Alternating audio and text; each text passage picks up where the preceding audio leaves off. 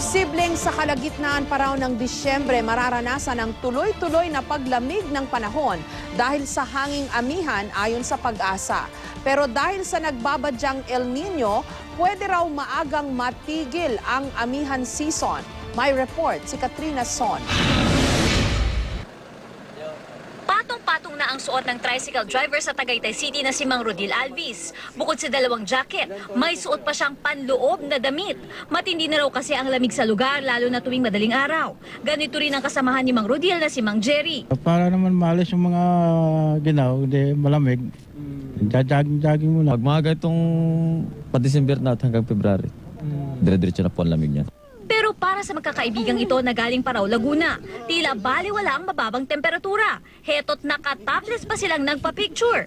Ayon sa kanila, tradisyon na nila ito bilang salubong sa malamig na panahon. Naging tradisyon na rin namin sa grupo namin na every time magtatagaytay kami, may picture kami dito ng isang nakadamit at isang nakahubad. So ngayon lang, medyo sobrang lamig talaga. Tradisyon eh. Malamig na panahon din ang dinarayo ng mga turista sa Benguet. At isa sa mga aktibidad na hindi pwedeng palampasin, ang strawberry picking. Pero ayon sa strawberry farmers, hindi pa ma-enjoy ng mga turista ang pagpitas ng mga strawberry. Kakatanim pa lang daw kasi ng mga ito. Ngayong buwan sana ang nakatakdang anihan ng mga strawberry pero nasira raw ang mga pananim ng nagdaang masamang panahon. Naepektuhan din ng bagyo.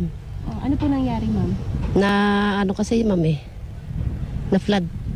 Kaya ang mga turista, Selfie na lang with the strawberries or bibili na lang siguro ng mga souvenirs dyan malapit. nauna nang sinabi ng Pag-asa, hindi pa tuloy-tuloy ang paglamig ng panahong nararamdaman sa bansa. Wala pa raw kasi sa peak ang hanging amihan, kaya minsan malamig, minsan naman ay mainit. Ang ilang bata sa Luwag City, Ilocos Norte, nagkakasakit na. Sa tala ng City Health Office, halos 50 pasyente ang dinadala sa kanila kada araw simula nang magsimulang Nobyembre. Sipon at tubo raw ang karaniwang sakit ng mga nagpapakonsulta. Malamig sa umaga, madaling araw, pero mainit sa hapon. Kaya karamihan dyan magkakasakit, lalong-lalo na yung mga nasa coastal areas, mga bata, at saka yung mga may edad na.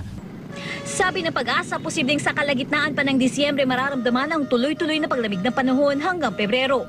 May posibilidad din daw na umabot ito hanggang sa unang linggo ng Abril sa susunod na taon. Because of the possible impact or effect of El Nino, yun ang isang tinitingnan natin na posibleng baka maagang matapos ito. So hindi pa naman sigurado pero nandun yung posibilidad. So kapag nagkaganon, maaaring hanggang Pebrero lamang yung malamig nating temperatura. Katrina Son, GMA News.